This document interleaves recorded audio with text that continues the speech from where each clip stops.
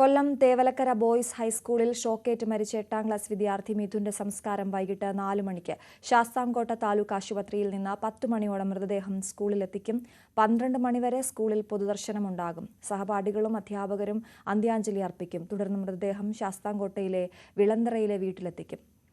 വിവരങ്ങളുമായി ശരണ്യ സ്നേഹജൻ ചേരുകയാണ് ശാസ്താംകോട്ട താലൂക്ക് ആശുപത്രിയിൽ നിന്ന്. ശരണ്യ, അത്യന്തം വേദനയിലാണ് കേരളം. മിഥുന്റെ മരണം അത് വലിയ ഞെട്ടലാണ് നമുക്ക് എല്ലാവർക്കും ഉണ്ടാക്കിയത്. ഇന്നിപ്പോൾ സംസ്കാര ചടങ്ങിലേക്ക് കടക്കുമ്പോൾ അമ്മ അവനൊപ്പമില്ല എന്നുള്ള വലിയ ഒരു ആശങ്ക കൂടി നമുക്കൊക്കെ ഉണ്ടായിരുന്നു. ഇന്നിപ്പോൾ അമ്മ മടങ്ങിയെത്തുകയാണ്. എന്തൊക്കെയാണ് ഏറ്റവും തരാൻ കഴിയുന്ന വിവരങ്ങൾ?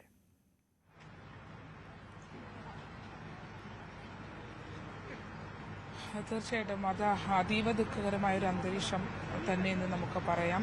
കാരണം ആ അമ്മയുടെ മടങ്ങിവരവ് തന്നെയാണ് വളരെയധികം നമ്മളുടെ എല്ലാവരുടെയും മനസ്സിൽ വേദന ഉണ്ടാക്കുന്നതും ഒപ്പം തന്നെ അവർ തമ്മിൽ കാണുന്നൊരു നിമിഷത്തെ സംബന്ധിച്ചിട്ടുള്ള ആ കൂടിക്കാഴ്ചയാണ് ഏറ്റവും ആശങ്കാജനകവും എന്ന് തന്നെ നമുക്ക് പറയാം.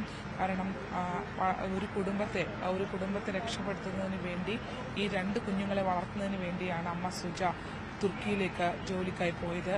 അവർ പോയി കുറച്ച് നാളുകൾക്കുള്ളിൽ തന്നെ ഇങ്ങനെ ഒരു മടങ്ങി വരവ് അത് അവരെ സംബന്ധിച്ചിടത്തോളം, ആ ഒരു അമ്മയെ സംബന്ധിച്ചിടത്തോളം അവർ തകർത്ത് കളയുന്ന ഒന്നാണ് എന്ന് തന്നെ പറയാം. 9 മണിയോടുകൂടി തന്നെ അമ്മ നെടുമ്പാശ്ശേരി വിമാനത്താവളത്തിലേക്ക് എത്തും. കുട്ടിയുടെ അമ്മ സുജയെ സ്വീകരിക്കുന്നതിനായി കുടുംബാംഗങ്ങളെല്ലാം അവിടെ എത്തിയിട്ടുണ്ട്. നമ്മളിപ്പോൾ ഉള്ളത് താലൂക്ക് ആശുപത്രിയിലാണ്, അതായത് ശാസ്താംകോട്ട താലൂക്ക് ആശുപത്രിയിലാണ്. ഇവിടെയാണ് ആ കുഞ്ഞ് മകന്റെ മൃതദേഹം സൂക്ഷിച്ചിട്ടുള്ളത്. 9 മണി കഴിഞ്ഞ് ഇപ്പോൾ 9 മണി ആയിട്ടുണ്ട്. 9 മണി കഴിയുമ്പോൾ തന്നെ പുറത്തേക്ക് ഇറക്കുമെന്നുള്ളതാണ് വ്യക്തമാക്കിയിട്ടുള്ളത്. അതിനുശേഷം ഒരു ചെറിയ വിലാപയാത്രയായാണ് മൃതദേഹം ആ കുട്ടി പഠിച്ച തേവലക്കര ബോയ്സ് ഹൈസ്കൂളിലേക്ക് കൊണ്ടുപോവുക. അവിടെയും അത്തരത്തിലുള്ള ക്രമീകരണങ്ങളെല്ലാം ഒരുക്കിയിട്ടുണ്ട് എന്നുള്ളതാണ്. തികച്ചും സങ്കട കാഴ്ചകൾ തന്നെയാകും ഇന്ന് ഈ ശാസ്താംകോട്ടയും തേവലക്കരയും ഒപ്പം തന്നെ ആ വെള്ളത്തറയും അടക്കമുള്ള കുഞ്ഞിന്റെ വലിയപാടമടക്കമുള്ള കുട്ടിയുടെ വീടിന്റെ പരിസരം ഉൾപ്പെടെ ഉള്ളതെന്ന് തന്നെ നമുക്ക് സംശയമില്ലാതെ പറയാൻ കഴിയും. കാരണം വളരെയധികം വേദന നമ്മൾ പോലും നമ്മുടെ ജോലിയുടെ ഭാഗമായാണ് ഈ ഒരു സംഭവത്തെ അഭിമുഖീകരിക്കുന്നതെങ്കിൽ പോലും മനസ്സിൽ ഓരോ രക്ഷകർത്താക്കളുടെയും മനസ്സിൽ അങ്ങേയറ്റം വിഷമം ഉണ്ടാക്കിയ ഒരു സംഭവമാണ്. ഒപ്പം സഹപാഠികളായ കുഞ്ഞുമക്കൾക്ക് വളരെയധികം ഒരു ആഘാതമുണ്ടാക്കിയ, ആ സ്കൂളിൽ പഠിക്കുന്ന കുട്ടികൾക്ക് പോലും മനസ്സിലൊരു വലിയ ആഘാതമുണ്ടാക്കിയ ഒരു സംഭവം, വലിയ പ്രതിഷേധങ്ങൾക്കിടയാക്കിയ, ഇപ്പോഴും ആത്മരോഷം ആളുകളുടെ മനസ്സിൽ അടങ്ങാത്ത ഒരു സംഭവം. ആ സംഭവത്തിന്റെ മറ്റൊരു ഘട്ടമാണ് ഇന്ന് നടക്കാൻ പോകുന്നത്. ആ കുഞ്ഞ് ഇന്ന് നമ്മളോട് എല്ലാവരോടും വിട പറയുന്ന ദിവസമാണ്. അല്പസമയത്തിനകം തന്നെ ആ കുഞ്ഞു ഭൗതിക ശരീരം കുഞ്ഞിന്റെ ശാസ്താംകോട്ടയിലെ ഇവിടെ ഈ ആശുപത്രിയിൽ നിന്നും പഠിച്ച ബോയ്സ് ഹൈസ്കൂളിലേക്ക് എത്തിക്കും. അതിനുള്ള ക്രമീകരണങ്ങൾ ഒപ്പം തന്നെ പോലീസ് സംവിധാനങ്ങൾ എല്ലാം സജ്ജമായിട്ടുണ്ട് എന്നുള്ളതാണ് ഇപ്പോൾ നമുക്ക് മനസ്സിലാക്കാൻ കഴിയുന്നത്. അമ്മ തിരിച്ചിങ്ങോട്ട് വരുമ്പോൾ അമ്മയെ വേഗത്തിൽ എത്തിക്കുന്നതിന് വേണ്ടി പോലീസിൽ അവരുടെ വാഹനത്തിന്റെ നമ്പർ അടക്കം നൽകി ഓരോ സ്റ്റേഷനുകളിലും ഇൻഫർമേഷൻ കൊടുത്തിട്ടുണ്ട്. വളരെ വേഗത്തിൽ ഇവിടേക്ക് എത്തിക്കുന്നതിന് വേണ്ടിയുള്ള ശ്രമം ഉണ്ടാകും എന്നുള്ളതാണ് അധികൃതരുടെ ഭാഗത്തു നിന്നും ഒപ്പം തന്നെ കോവൂർ കുഞ്ഞുമോൻ അടക്കമുള്ള ജനപ്രതിനിധികളുടെ ഭാഗത്തു നിന്നും നമുക്ക് അറിയാൻ കഴിഞ്ഞിട്ടുള്ളത്. എന്തായാലും വീട് വലിയ ദുഃഖസമാനമായൊരു സാഹചര്യമാണ്. അവിടെ വളരെ കുറച്ച് പേരെ മാത്രമേ ഉൾക്കൊള്ളാൻ കഴിയുകയുള്ളൂ. ചെറിയ വീടും സംവിധാനങ്ങളും ഒക്കെയാണ് അവിടെ ഉള്ളത്. അതൊക്കെ കാണുമ്പോഴാണ് നമ്മളെല്ലാം നെഞ്ചു പൊട്ടിപ്പോകുന്നത്. അത്തരമൊരു സാഹചര്യത്തിൽ നിന്ന് പഠിക്കാനായി മക്കളെ പഠിപ്പിക്കാനായി വിദേശത്ത് വീട്ടുജോലിക്ക് പോകേണ്ടി വന്ന ഒരമ്മ, ഒപ്പം തന്നെ അച്ഛൻ, ആ കുഞ്ഞു മക്കളടങ്ങുന്ന കുടുംബം, അവിടേക്ക് തന്നെ ഇത്രയും വലിയൊരു ദുരന്തം എത്തി എന്നുള്ളതാണ് ഏറ്റവും സങ്കടകരം. ആളുകളെ ഉൾക്കൊള്ളാൻ പരിമിതികളുള്ളൊരു സ്ഥലമാണ്. അതുകൊണ്ട് തന്നെ ഏറ്റവും അധികം ആളുകൾ എത്തുക കുട്ടിയുടെ മൃതദേഹം പൊതുദർശനത്തിൽ വെക്കുന്ന സ്കൂളിലായിരിക്കും എന്നുള്ളതാണ്. കഴിഞ്ഞ ദിവസങ്ങളിലൊക്കെ നമ്മൾ കണ്ടതുപോലെ തന്നെ ഓരോ സഹപാഠികൾക്കും വളരെ നല്ല ഓർമ്മകളുള്ള, ചിരിച്ച ഓർമ്മകളുള്ള കുഞ്ഞു മകനാണ് മിഥുൻ. അതുകൊണ്ട് തന്നെ ആ കുഞ്ഞു സഹോദരനാണ്, കുഞ്ഞു കൂട്ടുകാരനാണ്. അതുകൊണ്ട് തന്നെ ടീച്ചർമാരും ഒപ്പം ആ കുട്ടികളുമൊക്കെ വളരെ വിഷമത്തോടു കൂടിയായിരിക്കും ഇനിയുള്ള നിമിഷങ്ങളെ, ഇനിയുള്ള മണിക്കൂറുകളെ അതിജീവിക്കാൻ പോകുന്നത്. നിറഞ്ഞ കണ്ണുകളുമായി ആയിരിക്കും ആ കുട്ടികൾ ഓരോരുത്തർക്കും തങ്ങളുടെ കൂട്ടുകാരന് യാത്ര പറയാനായി അങ്ങനെ യാത്ര പറയാൻ കഴിയും എന്നുള്ളതാണ് നമുക്ക് ഇതിനെക്കുറിച്ച് അന്വേഷിക്കുമ്പോൾ മനസ്സിലാക്കാൻ കഴിയുന്നത്. ഏറ്റവും സങ്കടകരമായ നിമിഷങ്ങളിലൂടെയാണ് എല്ലാവരും ശരി ശരണ്യ, ഞാൻ കടന്നുപോയിക്കൊണ്ടിരിക്കുന്നത്. ശരണ്യയിലേക്ക് തിരികെ എത്താം. അവിടെ നിന്നും മൃതദേഹം പുറത്തേക്ക് ഇറക്കുന്ന ആ സമയത്ത് ഞാനിപ്പോൾ നെടുമ്പാശ്ശേരിയിൽ നിന്നും ഡാനി കൂടി ചേരുന്നുണ്ട് നമുക്കൊപ്പം. ഡാനി, അല്പസമയത്തിനകം അമ്മ നാട്ടിലെത്തും. മിഥുൻ്റെയും അനിയൻ്റെയും ഒക്കെ ജീവിതത്തിന് വേണ്ടിയാണ് അവർ പുറത്തേക്ക് പോയത്. ഇപ്പോൾ തിരിച്ചെത്തുമ്പോൾ മകനില്ല എന്നുള്ള ആ വലിയ വേദന ഉൾക്കൊള്ളാൻ അവർക്ക് ഇതുവരെ സാധിച്ചിട്ടുണ്ടാകില്ല. അവർക്ക് വളരെ പെട്ടെന്ന് തന്നെ വീട്ടിലേക്ക് എത്താനുള്ള മാർഗങ്ങൾ പോലീസ് ഒരുക്കിയിട്ടുണ്ടെന്ന് അറിയുന്നു. എങ്ങനെയാണ് സമയക്രമം എങ്ങനെയാണ്?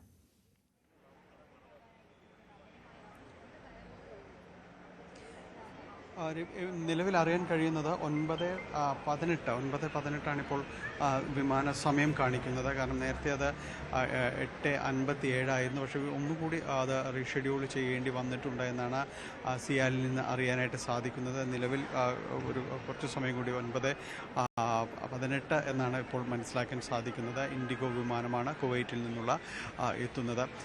എന്തായാലും വളരെ സങ്കടകരമായ ഒരു അവസ്ഥ തന്നെയാണ് ഇവിടെ വിമാനത്താവളത്തിൽ. കാരണം ഇവിടെ മിഥുൻ്റെ ഇളയ സഹോദരൻ, ഒപ്പം തന്നെ മറ്റ് ബന്ധുക്കൾ എല്ലാവരും തന്നെ ഇവിടെയുണ്ട്. നമുക്ക് ദൃശ്യങ്ങളിൽ കാണാം. അവർ ബന്ധുക്കളും അതോടൊപ്പം തന്നെ അയൽക്കാരുമായവരെല്ലാവരും ഇവിടേക്ക് എത്തിയിട്ടുണ്ട്. ആരെയും ആശ്വസിപ്പിക്കാൻ കഴിയാത്ത ഒരു സാഹചര്യം തന്നെയാണ് നിലവിലുള്ളത്. നിലവിൽ ഉള്ളത്. കാരണം എല്ലാവരുടെ ഓർമ്മകളിലും നിൽക്കുന്ന മിഥുൻ എല്ലാവരോടും സന്തോഷിച്ച് സംസാരിച്ച് കടന്നു പോകുന്ന ഒരു കുട്ടി. ആ ഓർമ്മകൾ എല്ലാവരിലും തന്നെയുണ്ട്. അവർക്ക് വിശ്വസിക്കാൻ കഴിയാവുന്നതിന് അപ്പുറത്താണ് ഇത്. ഇപ്പോൾ വന്നിരിക്കുന്ന ദുരന്തവും ആ കുടുംബം എങ്ങനെ അതിജീവിക്കുമെന്നതാണ് നേരത്തെ നമ്മൾ സംസാരിക്കുമ്പോഴും എല്ലാവരും തന്നെ പറഞ്ഞുകൊണ്ടിരുന്നത്. കാരണം ഇതിൻ്റെ അമ്മ വിദേശത്തേക്ക് പോകുന്നത്, സുജ വിദേശത്തേക്ക് പോകുന്ന ആ കുടുംബം എങ്ങനെയും കരുപ്പിടിപ്പിക്കുക എന്ന ആ ലക്ഷ്യത്തോടുകൂടി തന്നെയാണ്. അതുമാത്രം തന്നെയായിരുന്നു അവരുടെ മനസ്സിലുണ്ടായിരുന്നത്. കുറച്ച് നാളുകളെ ആയിട്ടുള്ളൂ വിദേശത്തേക്ക് പോകുന്നത്. കുവൈറ്റിൽ ഒരു കുടുംബത്തിനൊപ്പമായിരുന്നു അവർ ഉണ്ടായിരുന്നത്. അവരുടെ ജോലിക്കാരിയായാണ് അവിടെ ഉണ്ടായിരുന്നത്.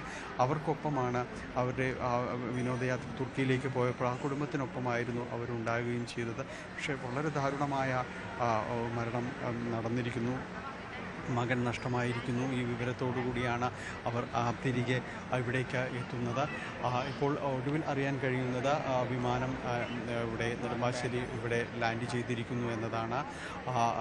അല്പസമയത്തിനകം തന്നെ, കാരണം വളരെ പെട്ടെന്ന് പുറത്തേക്ക് വരാനായിട്ട് വേണ്ട ക്രമീകരണങ്ങൾ ഇവിടെ.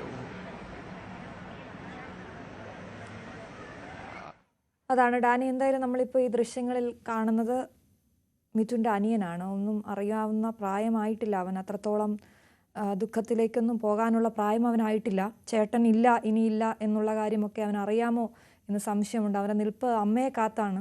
പക്ഷെ അമ്മ വരുന്നത് ഒരു വലിയ ദുഃഖ വാർത്ത ഉൾക്കൊള്ളാനായാണ്. അവരുടെ അവസ്ഥ അത് അത്യന്തം ശോചനീയമാണ്. കാരണം ഒപ്പം ഉറ്റവരാരും ഉണ്ടാകില്ല. ഇത്രയും മണിക്കൂർ മകൻ മരിച്ചു എന്നറിഞ്ഞ് ഒരാൾ പോലും, അവരുടെ ഏറ്റവും അടുത്ത ആളുകൾ ആരുമില്ല അവർക്കൊപ്പം ഒന്ന് തോളിൽ തട്ടി ആശ്വസിപ്പിക്കാനൊന്ന് പൊട്ടിക്കരയാനൊന്നും.